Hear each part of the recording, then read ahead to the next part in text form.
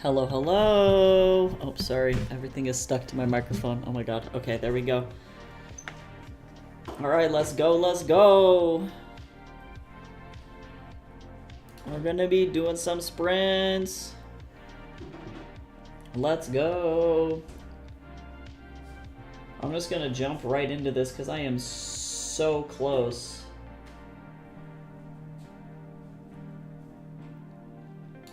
To getting through this thing. And I think I understand how I'm gonna break these down and structure them. So I'm just gonna roll for sprinties. Because I can do that. It was a short one.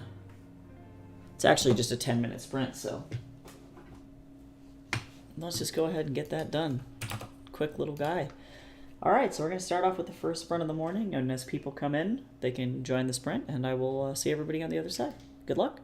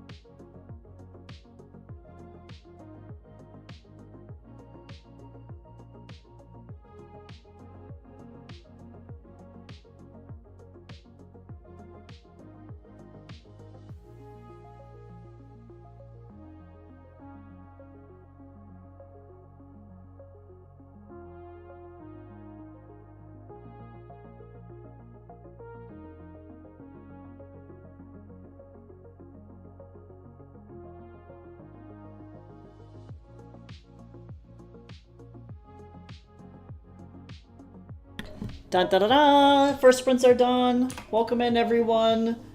Hi, Goose. Yes, it's my affiliate anniversary today, so everybody feel free to drop party hats in the chat if you want. We got some party hat emotes in here. So, pretty cool. Also, hi, Shinko. I've been doing okay. I'm, like, getting ready to start school on Wednesday, and I'm nervous about it. It's going to be so much work.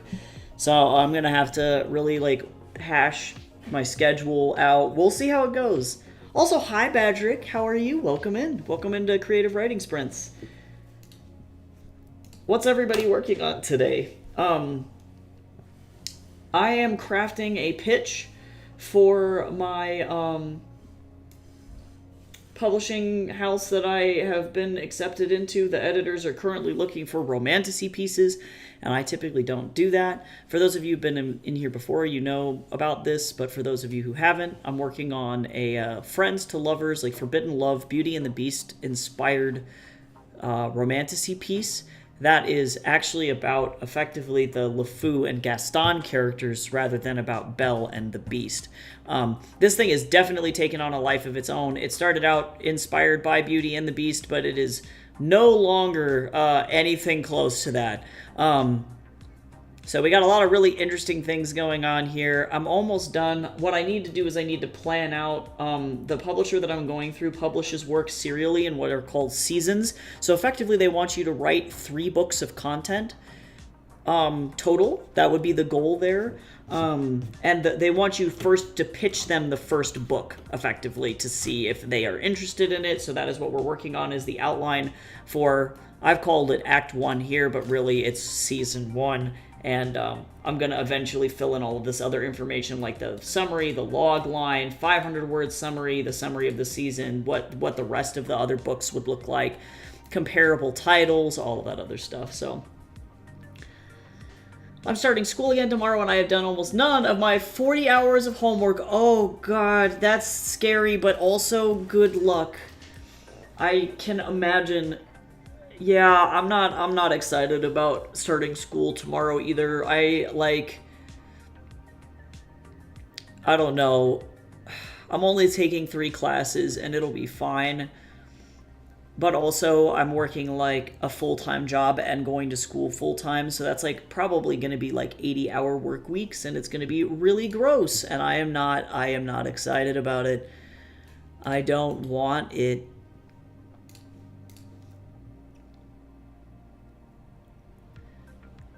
Yeah, honestly, and that's all you can really do, Badgerick. That's how I used to tackle when I had, like, that much homework. I'd be like, nope, I'm just focusing on the stuff that actually is important, and if the other stuff falls apart, it falls apart. Honestly, divide and conquer or something.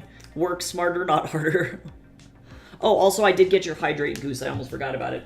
Everybody should drink water, or coffee, or soda, or tea, or any beverage of your preference. Make sure to stay hydrated in here.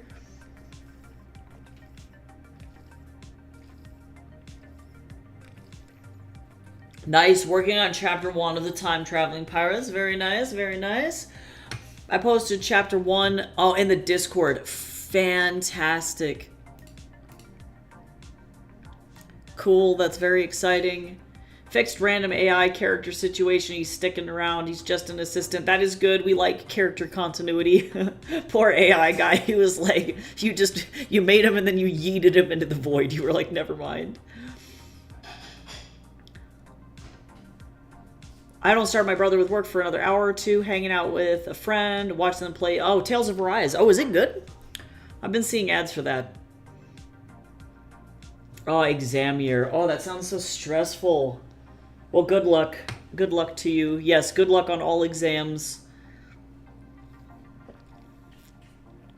That's a lot.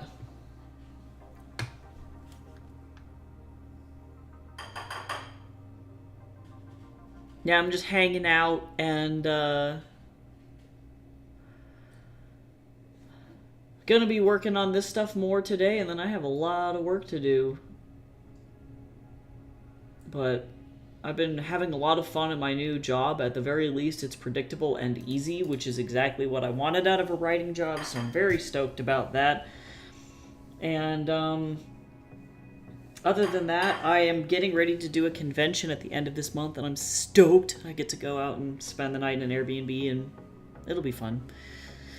It'll be good times, and I found this new, like, software called Motion, and it's a absolutely wonderful software for time management, and I am a huge fan. And it's like partially AI powered, so it's like it will sort all of your tasks based on what you have to do during the day, and it is real good. Real good.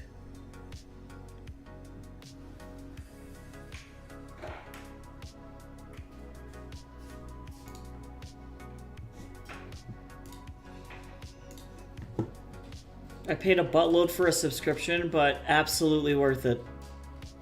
Worth. Also, Jess, I'll totally check out the chapter 1 once I get a free moment today, maybe on a break, because I really want to read it. I'm so excited about it. Thank you for sharing your work, by the way. But yeah, this thing is getting interesting. This is getting real interesting. I'm super stoked to release this thing. Hopefully they will take this pitch. I think the other one that I have is still in the queue, so it really just depends on which ones that they want me to release. Because they only have around 75 titles out at around the same time, so we'll see. The work I'm supposed to be doing right now is designing a safety feature for my design and tech, and I have to research and provide evidence of why I'm that what I'm designing is needing, and the injuries are not fun. Oh my god. You're like, yeah, safety's important. Like, that's so scary. Oh, that's so stressful. What are you going to school for, Badrick? That sounds interesting, but also, like, low-key traumatizing. What are pinch points? So the way that I'm doing this is the most complicated outline I've ever made in my life, okay? So normally what I'm doing is I separate, when I'm writing romances, the first, or like all of the acts get separated out into major moments. So the first being the hook, and then we have what is called the inciting incident. And then finally in Act 1, we have first plot point. So typically, the way that this works in a romance is that these are like maybe the first couple of chapters, but I have to spread these out among like 30 different chapters. So this is where this gets gross. The hook is typically like what makes readers want to read this. This is still going to be one chapter. But then we have the inciting incident and separated out into 10 chapters. So that's like, why are the two people falling in love in the same area? What's going to drive that romance plot? And then we have the first plot point, which is going to be the world fluff around it. Like, how does that work? So when I'm talking about all of these other little plot points in here, all of these ones are going to be the like micro chapters within these big outline sections. And each of these mean different things, but in the case of this, the pinch is always something that challenges the main character's ideas of the world around them. Or it's something that escalates the plot in some way. Sometimes it's a plot twist, but by the end of that pinch point, the stakes should be raised. So for example, in this particular outline, you have two men who are fighting with each other because they both are romantically interested in each other, but there are societal reasons why they can't really be together, based on class and things like that as well. And they consistently are fighting with each other. But what raises the stakes is not what happens within their own relationship, but what happens in the world around them where a man goes missing. These people live in a town where there's a lot of like monsters that live in the forest. And so this is kind of a big deal because they're isolated, and it means that they could be dead if these monsters decide to come and just flatline the town, just level the town. And then also on top of that, there's some social stuff going on where this monster hunter's dad is effectively accusing him of neglecting his responsibilities by like drinking and going and being a hoe with women, even though, you know, like that's not really what's happening and all of that other stuff. So depending on the situation, it's good to have those every couple of times, like every once in a while effectively. Like I like to put one once before the midpoint and then like one after the midpoint. So this one, for example, it again raises the stakes even more. Now our main character is injured. The guy that he's interested in has gone missing. And on top of that, the guy that he rescued, his youngest daughter, has ventured into the woods to go and speak with the man who, or the creature truly, who kidnapped him. So it's effectively anything that you can do to, you give the readers like a false sense of security, and then you go, whoops, and you pull the rug out from underneath them again. This particular outline method that I'm using is called the 3-Act 27-Chapter outline. I don't use it necessarily all the time, but I've found that when creating stuff for this particular publisher, this is the best way for me to go about creating something that's formulaic, predictable, and is something that they like. So, yeah, each of these have their own different, like, vibe and, like, how that works. So I'm going to probably go back and write another outline like this for a different romantasy, or I guess it's a pararomantasy that I've been working on. So I'm really liking this method for this specific genre right now.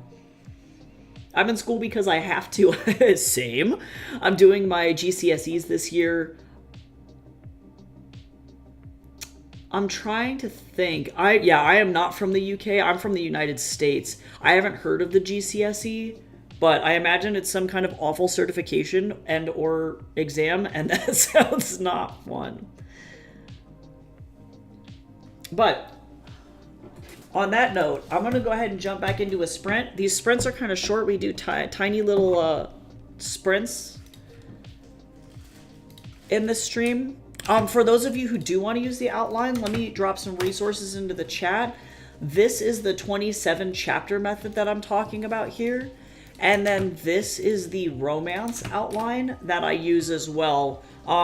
The romance one is definitely what I would consider industry standard. So if you're going to be writing any romance, that resource has been particularly super, super helpful. But yeah, the 27 chapter method, I typically use the like Joseph Campbell's archetypal cycle actually, and not the 27 chapter method, but they're great to look at if you want to just test yourself. So let's go ahead and get back into another sprint. I'm going to roll my sprint dice.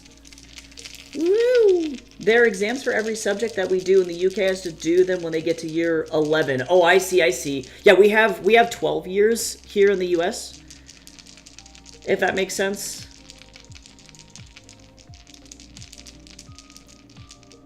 Yeah, we had similar stuff. We call ours like standardized tests, quote unquote. And they're very similar, where when you're in the 11th and 12th years of your schooling, you have to do those, and they're dumb. Oh, okay, we have 12, but when you are in the 12th year, you go to a separate place. Oh, okay, I see. Yeah, in our 12th year, you're still in secondary school, technically. Or I guess it's like high school. What our equivalent of high school is like, yeah, it's like years 9 through 12 is high school for us.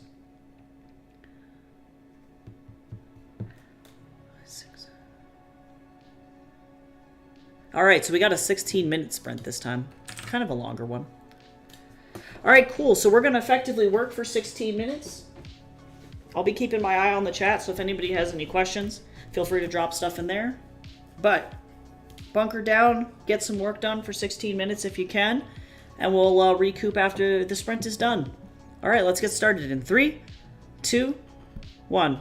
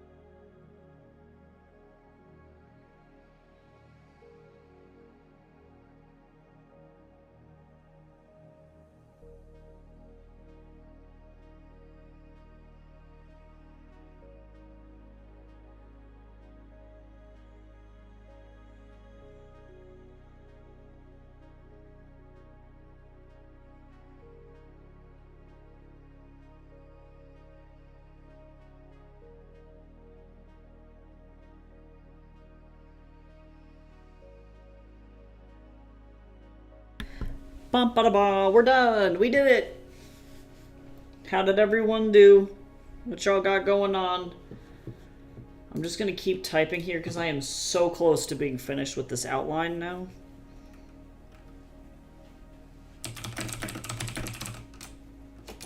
What's up? Do you want coffee?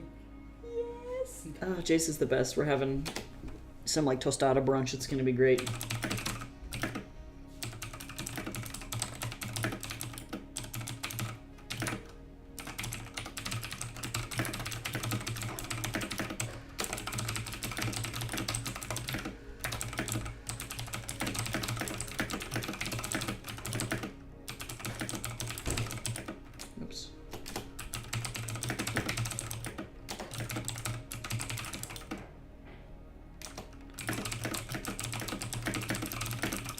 Okay, I think I did it. Oh my god. Alright.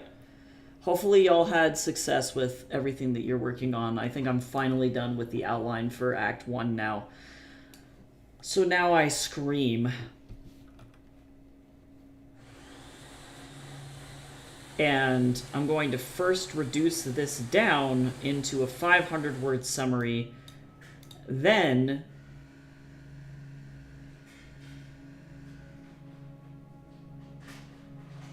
well, let me open up my other one, my other pitch. And Yay, you did your work, yay! Hopefully it was, like, relatively successful. I'm also gonna take a brief second to, like, consume this tostada.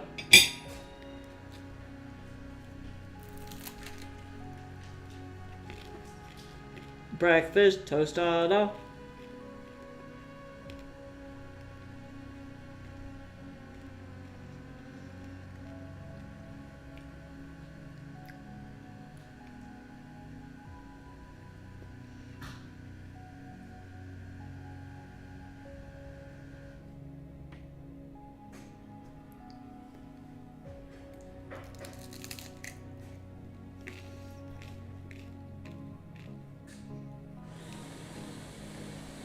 Okay, I have to...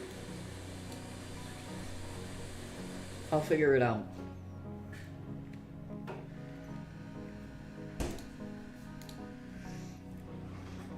Let's see. Where I am, it's actually 10:50 in the morning. So I typically have pretty late breakfast, all things considered. But yeah, I'm in Colorado, smack dab in the middle of the United States.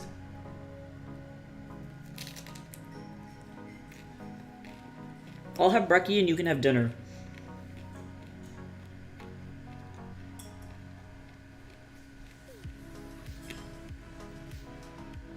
So I guess it's like brunch, sort of?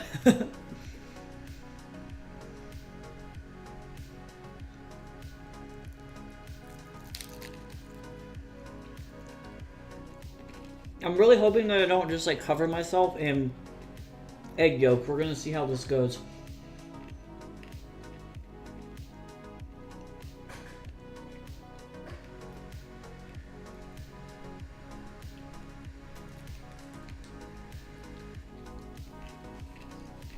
I think actually the way that I'm going to do this... I don't know. I'm going to actually open up their pitch form really fast. Thank you, Jace. So that I can figure out what they want from me here.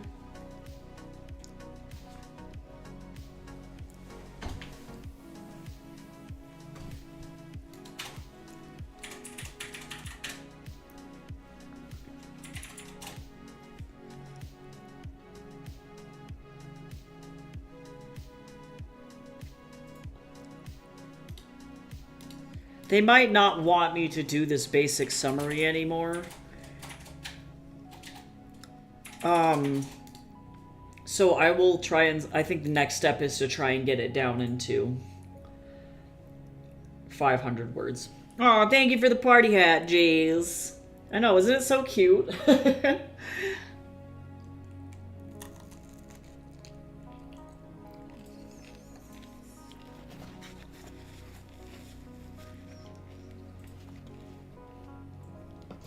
Oh, thanks for that party hat, Badger. Thank you so much.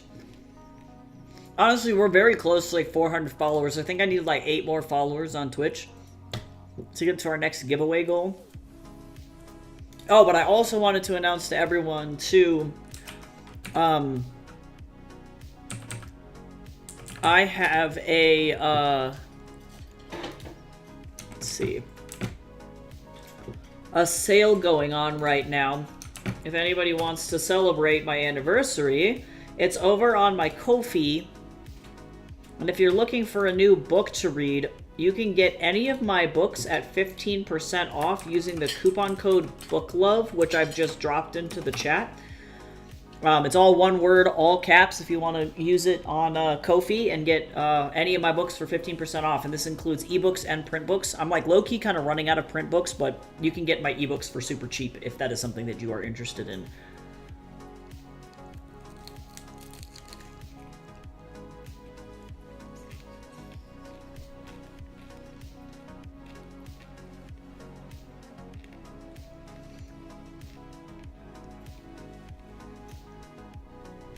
CJ's with all of the salsa all over the egg, I'm like less offended by it. Does that make sense? Like I've eaten almost all of the egg and I'm not angry. So effectively, but if I somehow shakshuka you don't like. I don't know. It's something about the tomato sauce, man. Yeah. I don't know. But I'm like, what is salsa but tomato sauce? But look, I don't know. Look, technically salsa is. It makes sense. I don't know. Look, I just got sour cream all over my nose.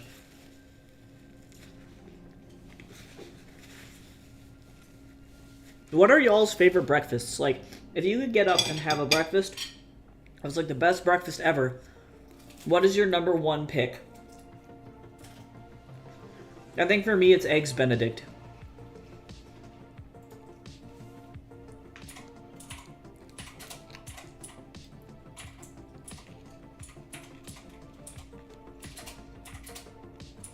Waffles. Good choice. Yeah, that's a good one. Any kind of waffles that are your favorite, or just any and all waffles? Oh yeah, crepes are good.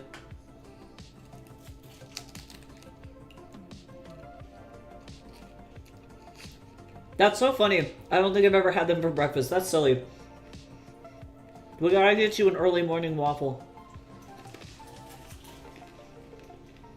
Any and all. I love it. Love of all waffles in here.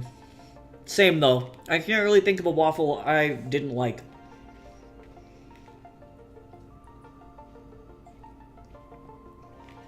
Oh, wow, this coffee's really good. Alright, here comes the potential mess zone. Wish me luck, y'all.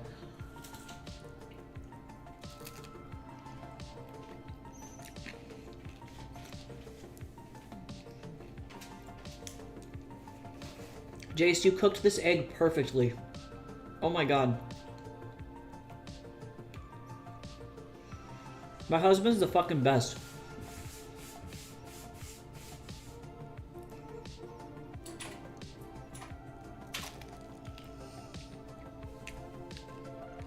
Oh, I got yoked though. I knew it was gonna happen.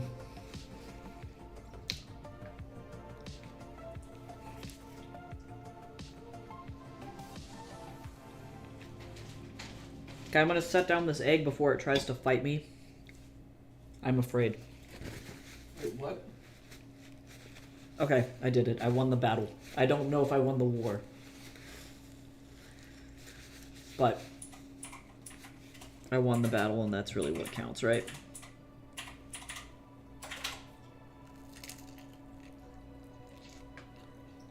The egg yolk was beautifully runny, and one singular drippy drop dripped out of the egg and got on me. So, but you cooked it in such a way where the outsides are literally perfectly jammy, and the only thing that's not cooked and is runny is the very, very center of the egg yolk.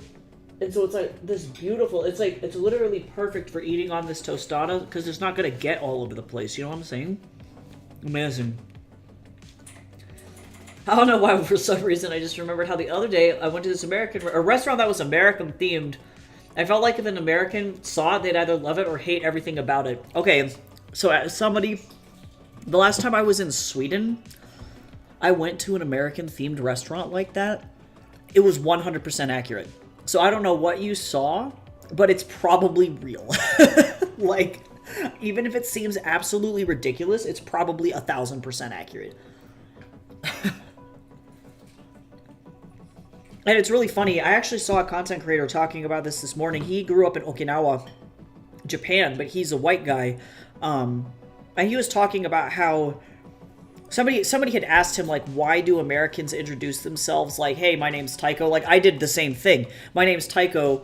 I live in Colorado, right? Where we introduce ourselves like that. The reality is that the U.S. functions kind of like 50 different little countries all smashed up underneath themselves. And so each state has their own culture. So I can definitely say that most of the time, the international restaurants that like represent America act like Texas, and that's a specific, like, that's the vibe. Okay, let me find it. Let me find it. Huck's Restaurant UK. American restaurant in the UK. Let me look at it. Oh, it's a chain. Okay, well, already this place has nicer food than most American restaurants, so...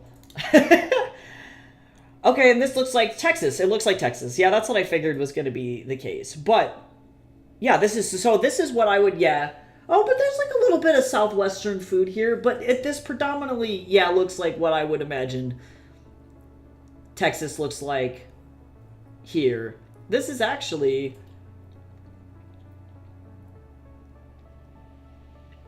pretty good. Yeah, this looks better than American food. Yep, tater skins, garlic bread. God, I love the bagel bread. Yeah, this is definitely, yeah, what I would consider like Tex-Mex food or Texan food. Although the swordfish steak is a little bougie for America. Still good though. Very, very tasty. I do love that there's like a poke bowl on here, a Hawaiian poke bowl. And then a Mexican chicken cheeseburger, bless. What is this? Interesting. That is probably the most like mountain region thing, is like a vegetarian or a vegan burger. That's pretty accurate too. Honestly, this looks delicious. I would eat here over regular American restaurants, to be honest. Yeah, it does look better than Texas Roadhouse. The decor was just like license plates on the walls. I can't. Okay, no, wait. So hold on. Did you mean Red Robin? So we have this chain here that's called Red Robin, and it is exactly that, where you go in and the whole restaurant is like this, where it's got famous American like movie posters, or like the walls are covered in license plates. I also think about like Rosie's Diner, where they have like various specific things like this, like pictures of pop icons from specific periods. Or alternatively, might I also posit, I know these are like international, but Hard Rock Cafe is very similar to that as well, where they've got like very specific themed interiors. But yeah, I totally think that's 1000% accurate. Texas vibes. That's so funny. I'll have to eat here whenever I get to the UK. I'm going to Huck's. Also, Huck is a very like US name. That just sounds right. It just sounds right. That's so funny. I see. That's why the food's a bit fancy. Honestly, I'd take it. American restaurants most of the time are trash. They overcharge you really bad. It reminds me a lot of like Bofus in Sweden. There was a 40s diner and it was just war themed. I love it. You're like, wow. Yeah, we have like soda bar themed restaurants here. That's so crazy. Yeah, I would love to eat here. I think that's really funny. But the menu actually, honestly, like, this is a beautiful dessert. That does look quite good. Tacos, I know, are not going to be able to stand up. Like, no offense to whatever this is. I do appreciate that they have put radishes on it.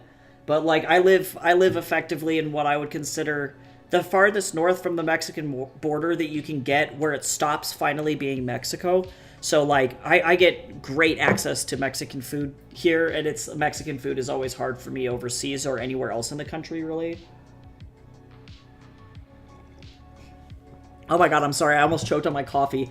The diner looked like it would be the 40s diner that you get in America, but then there was just a bomb shelter outside. Love it.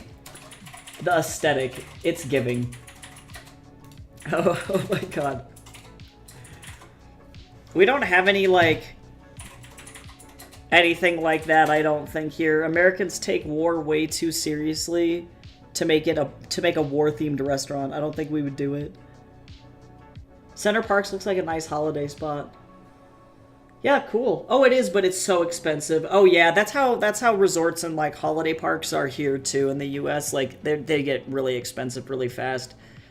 It's like going to Disneyland. All of a sudden you're just like broke. You like went into debt to see Mickey Mouse. Like, all right. Well, on that note, because Mickey's gonna haunt us for the rest of our days, I'm gonna go ahead and start another sprint. I'm gonna try and get this summary done. And maybe a log line out. And we'll see. There's a joke all over Europe. You can tell when the school holidays are just by looking at the prices. Same here. Yeah, things get ridiculously expensive around the summer. It's nuts here. Oh wow, we got a straight 20-minute sprint. So this is going to be a little bit of a longer one. All right, y'all. Good luck on all of your work. Yeah, petrol prices go through the roof over the summer. It's insane. Super crazy. It's like super unfun. Would not recommend. All right, here we go. I'm gonna go ahead and get started. So good luck on whatever you're working on.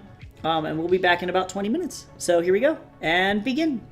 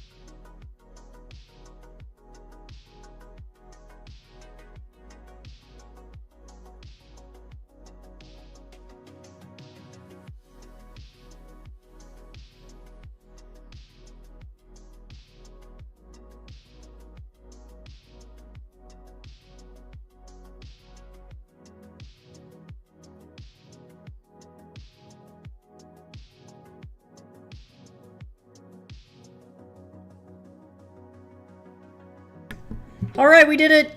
Sorry, I was like finishing reading through this outline. How is everyone?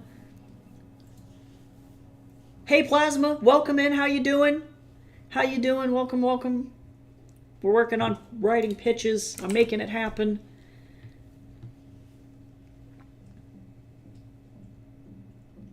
Hi, Cal. Things have been hectic on my end. How are you doing? I hope you're feeling a little better. Also, hey, Gammy, what's going on? How you doing? Welcome in, everybody. I am currently screaming, trying to go through this and try and condense this down to a 500-word summary, so that's terrifying. God, gas was so expensive. Or is so expensive. Well, and honestly, remember when it was like 7 USD a gallon? Or almost 8 USD a gallon? Actually, in California, it was like 9 or 10 USD a In gallon. some areas, I think in LA, it got to be about 12. It was so bad, Yeah. dude. The whole economy was collapsing. It was like really bad. How did everybody do, though? What did y'all work on? Hopefully you got some good work done. Oh, nice. My stomach isn't calling me in, or calling me names, or cussing me out in other languages, or so I'm considering that a win. Honestly, I'm glad. Yeah, it was so bad, Badrick. It was really bad. Nobody could do anything. Nobody could go to work. Like, it was really bad. All right, I'm going to pull this over here just to look at it, because I have to be able to just give them an idea.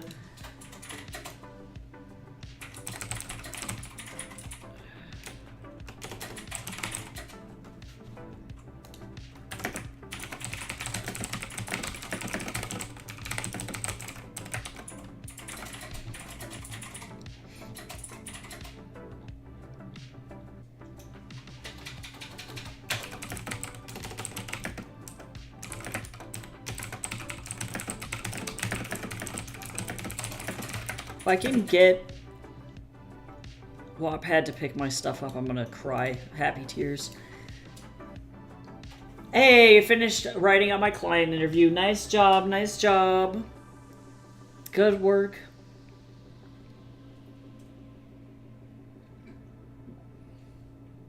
Yeah, no, our economy's all messed up.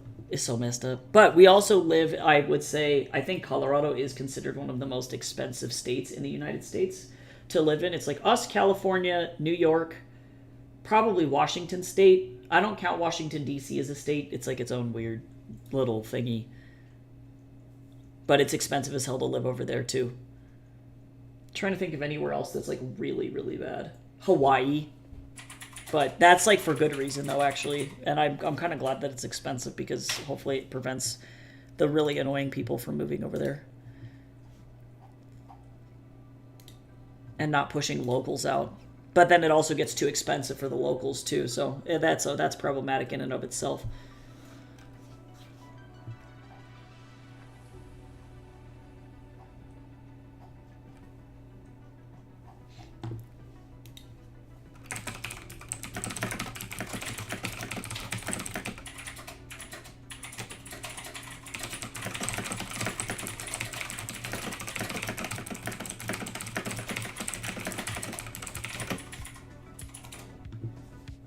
Just chilling. Nice, very nice.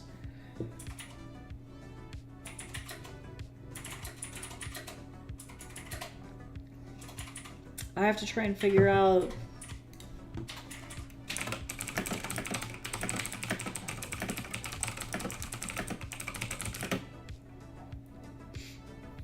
how to weave all of these plot points together. This is insane. Oh my god, Massachusetts? Really? Oh, I guess that makes sense. Boston's kind of ridiculous. And Montana? Why? What did Hannah Montana do to anyone? Do you see, if it was cheap to live there, then it wouldn't be a luxury vacation destination. You're right. So what happened to Montana was the pandemic. Oh yeah. A lot of people migrated to Montana. I heard about that. I didn't because realize it it was cheaper to that live there, bad. and there Yeah, was a lot wow. more space. So a lot of people moved to Montana, and like what happened to us with the legalization of cannabis. Oh, he's from Minnesota. That dicked our economy and our cost of living, so too did it happen to Yeah, Montana well, and I when heard the that people pandemic are happened. moving there because it's considered one of the only, I guess they're calling it a, quote, climate-safe area. Yeah. In the that's- United States, where it's not Yeah. as impacted by climate change, so it stays on average pretty cool. It's bananas, yo. I don't know what's going on. I don't know. I don't know.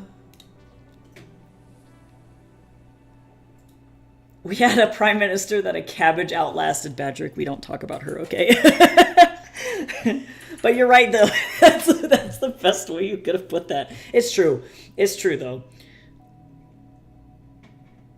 Yeah. Oh, I'm glad that the petrol prices for you all calmed down. Yeah, for us, it's pretty much a never-ending cycle of our economy taking a shit on itself, so it's pretty rough. Right now, what we're dealing with is companies hiking prices way, way, way up because there's no legal rules in place to prevent them from doing so, and so they can effectively charge as much as they want for anything, and that's really why the gas prices get so high, or the petrol prices in general, or even things like food, they get so high.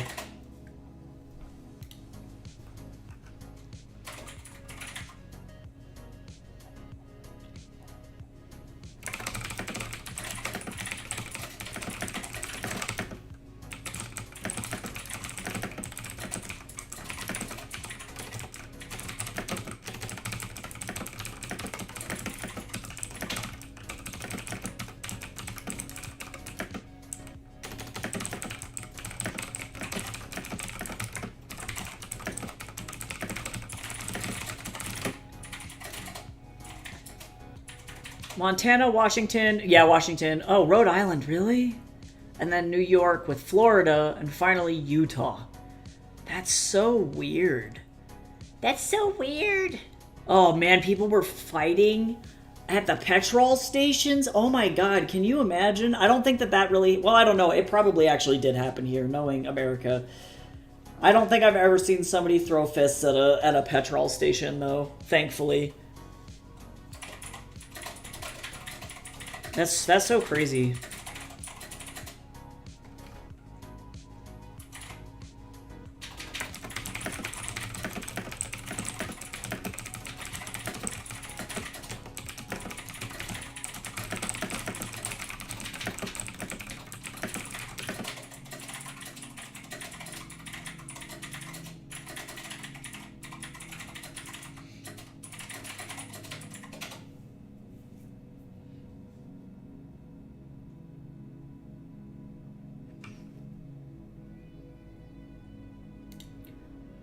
Ugh, gross. This is the worst. Getting through these outlines is like, this is rough. I was really hoping to write today because their pitch is open today, so I'm gonna have to maybe work some overtime. To be honest, the thing I remember most about the UK petrol thing was there was a guy going around on a horse saying, you know, you guys are stupid, I have a horse. I don't need petrol because he runs on carrots. He runs on carrots. I can't. Bless that horse. Yeah, true. Yeah. People will do wild stuff in the US for less.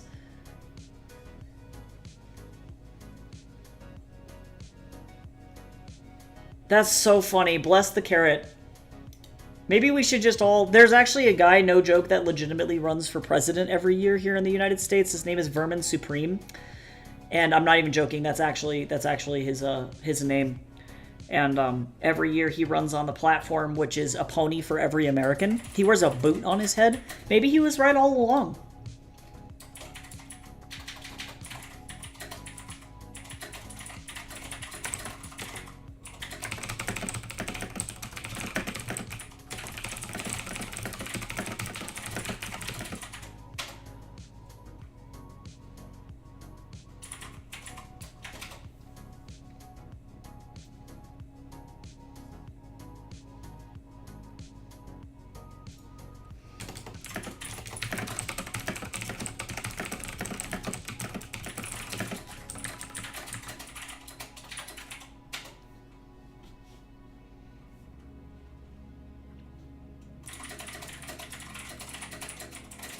Count bin something bless. That's amazing. It sounds like one guy who runs for prime minister every year here. Yeah, and honestly, like, Vermin is just, I think the reason he runs is to make it clear that, like, most elections are silly anyway. Like, they don't mean anything, and I respect him for that. Please feel free to share a link in the chat if you'd like. Oh, amazing, amazing. Also, everybody drink some kind of fluid so that way you're staying hydrated. I'm going to switch from coffee to water.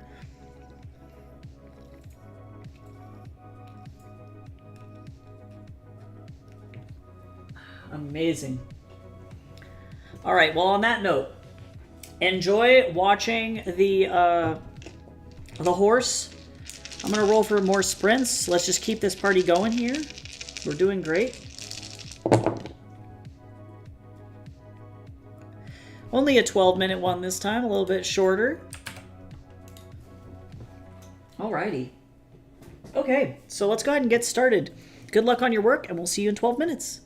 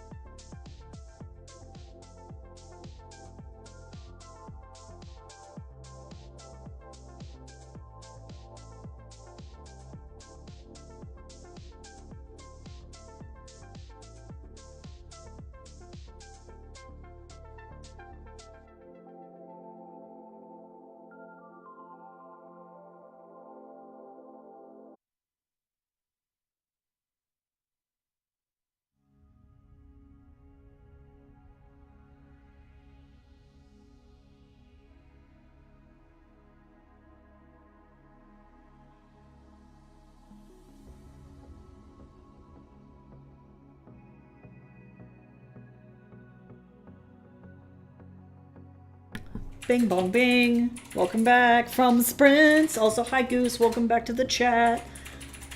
I hope you enjoy your Starbucks. Okay, so I've settled on the outline now. And now we're writing this massive 500-word summary for them. Also, how did everybody do? Hopefully y'all got some work done.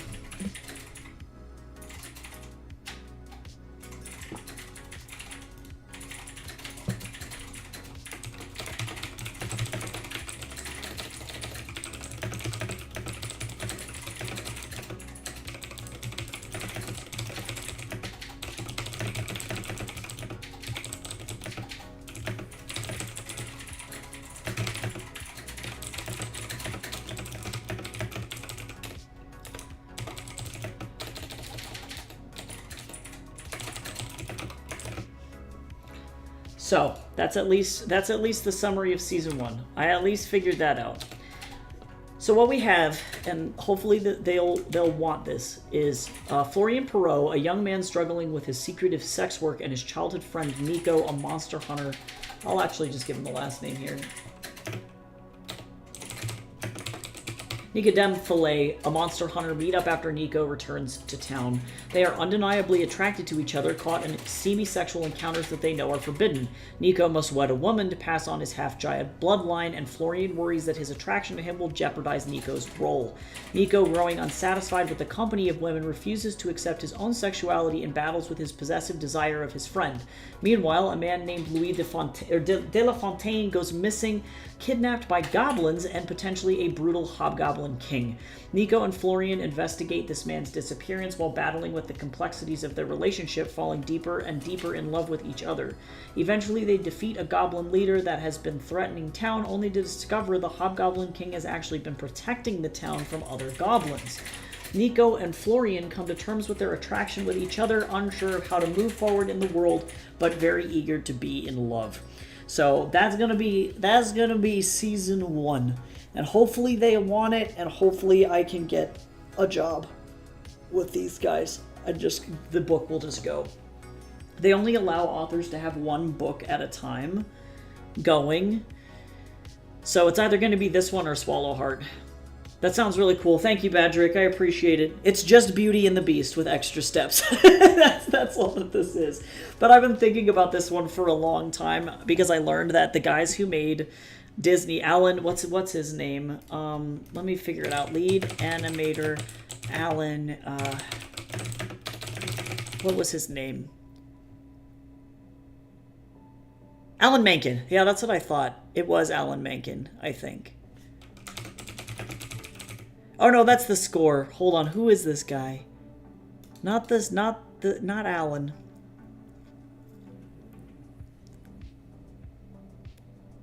It was animation. Beast, Gaston, who was it? Tim Allen, I think, was the animator. Let me go find this man. No, not that guy. Who is it? I'm gonna find this guy.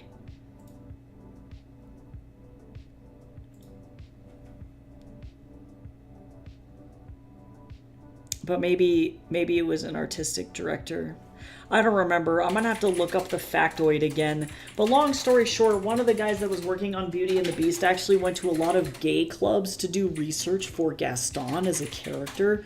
And ever since I found that out, everything makes way more sense. And so I've been wanting to do like a Monster Hunter story about struggling with your own sexuality and the toxic masculinity that comes with that since hearing about that. So hopefully this story will be exciting to people. Yeah, no, for real. Very, very much confirmed. Like, the guy that was the animator behind it, let me see.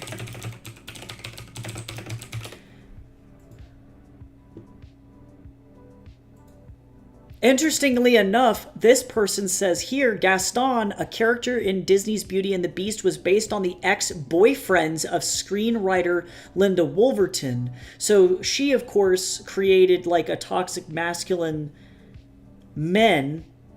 But also, too, this article from Attitude says here, this image.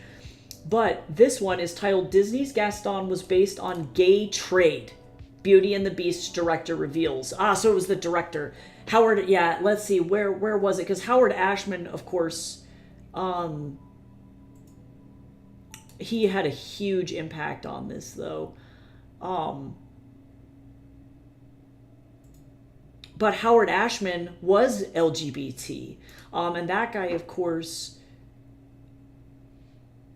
that makes effectively the Beast a one-to-one allegory for dealing with chronic illness and being seen as a monster by society, right? But the film's director, Bill Condon, reveals in our new issue that Ashman's preference for trade.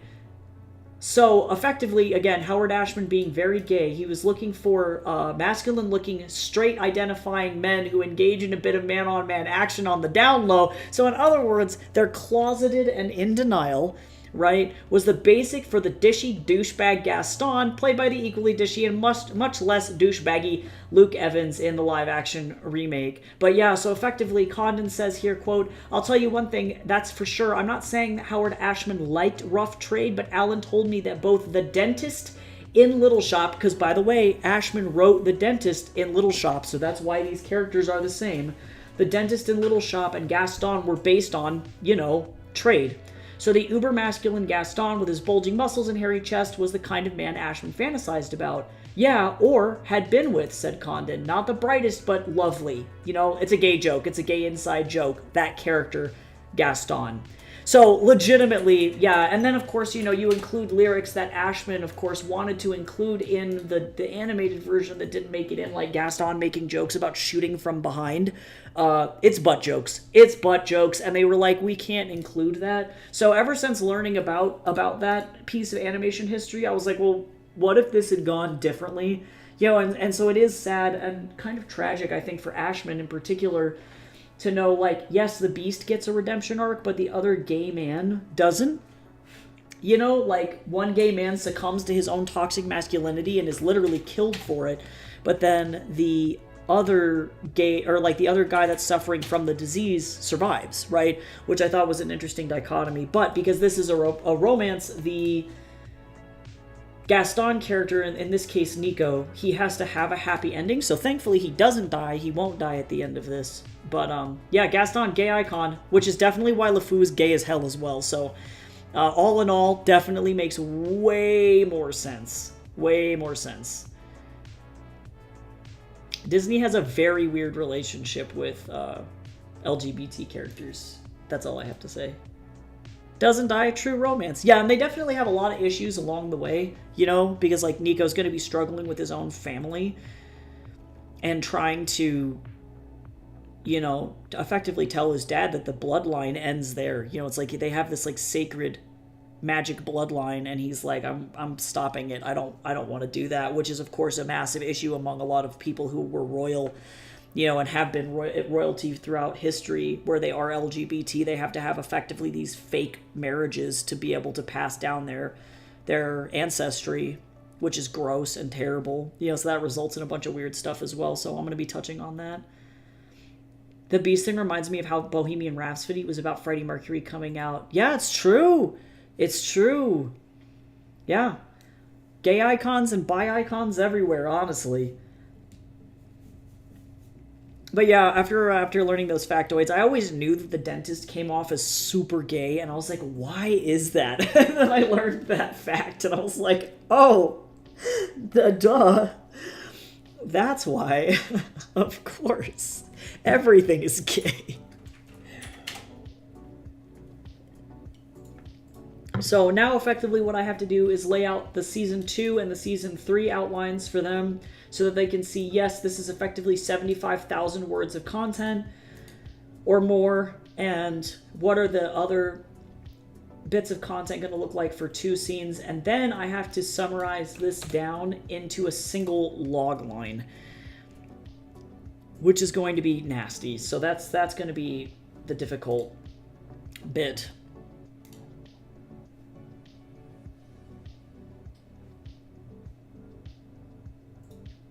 I don't know how that's going to work, but I guess we'll see.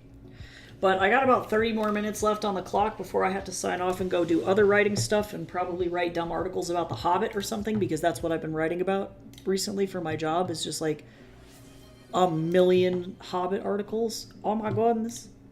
Hydrate, drink water, drink coffee, drink tea, whatever you got. Yep, Goose has commanded it. We will be hydrated. Let's see what's in the article pool today.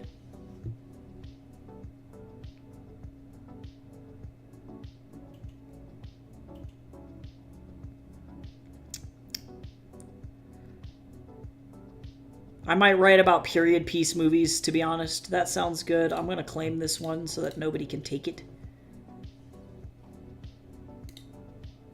It's mine. I love being a journalist. Okay. Coolio. So then on that note, I am going to jump in and I might be able to switch over to productivity sprints here so that way we can just stay on stream. If anybody is interested in that, I might stream until like 1:30.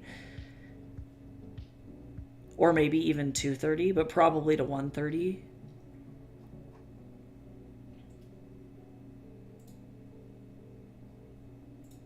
I don't know how comfortable. Well, I don't know, maybe not. I might not be able to stream this. They didn't make me sign anything like that, but I don't know. But yeah, I don't know. You talk about The Hobbit reminds me of I fear Orlando Bloom will turn me straight. Oh no. Okay, cool.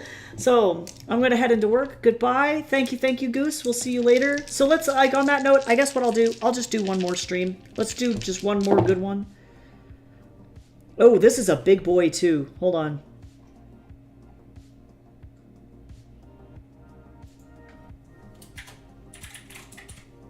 It's a 26-minute stream. We almost got the biggest one. Oh! All right, well, then let's get some good work done right here at the end. See what we can finish up. And, yeah. We'll get started in 3, 2, 1. Let's go!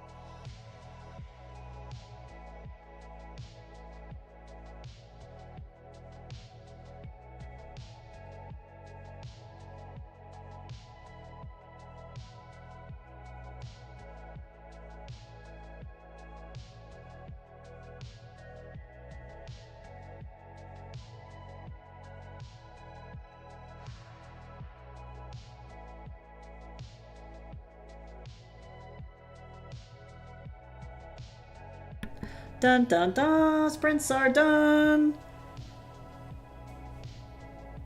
Alright. I'm gonna do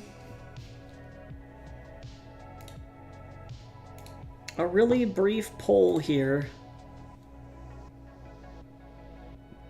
And I'm also gonna set one up in my Discord here.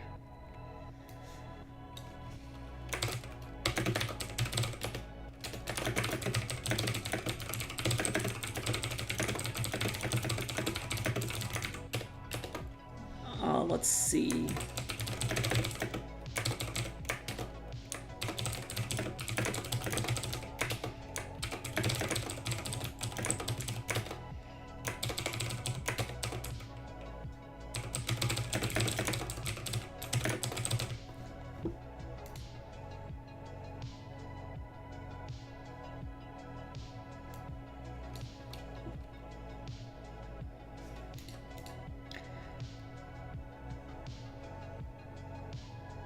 Damn.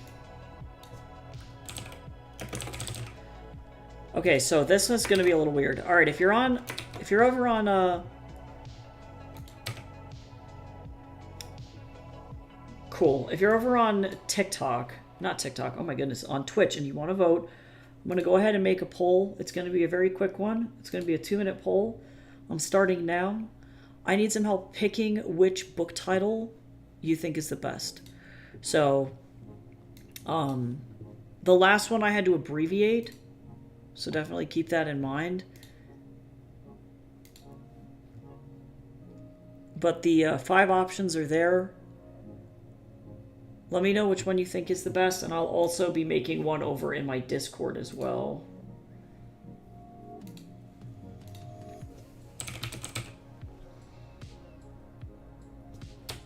What kind of animals do we get?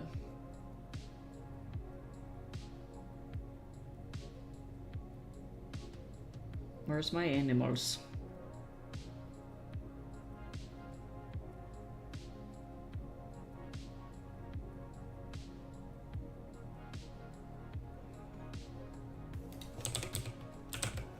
I'll do this, I guess.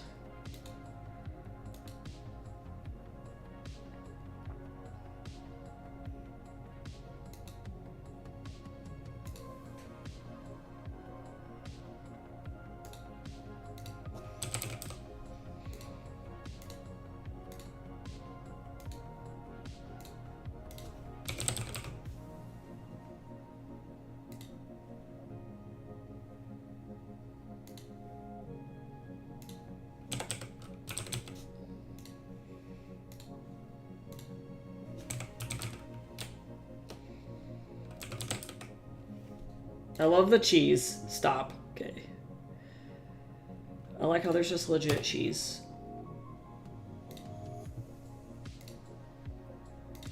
Okay, so we need arrow, dagger, heart, sword, cheese. Because I love it. I'm not going to ask any questions. Okay, so that's up in... Okay, so... Let's see. Lear likes trapped in his snare. Okay, thank you. I'll take that into consideration and put that over in the Discord poll as well. So this one is over here. Yeah, I can see you're already going for it. Go ahead and vote. Feel free to vote on it. It'll help me out. I don't know if I have a favorite necessarily right now, but we'll see how it goes. So I'm going to go ahead and dip here, but I think we're starting to get to a really good point. Now all I have to do next is actually write the first chapter and find... Do they still want comp titles on this thing? Also, I will drink some Wawa.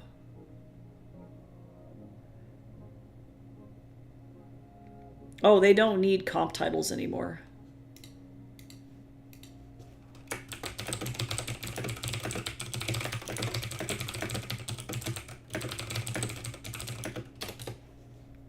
So, never mind. I don't have to do this. So, let me drink some water. I hope everybody has a good rest of your day. I gotta go get writing on period movies. and we'll see how that goes. And yeah, thank you so much for everybody who hung out today. I appreciate you all. I'll be back tomorrow to work on Heaven's Equal stuff, and it should be fun. Thank you for helping me get through this stuff today, and I will see you soon. Bye bye.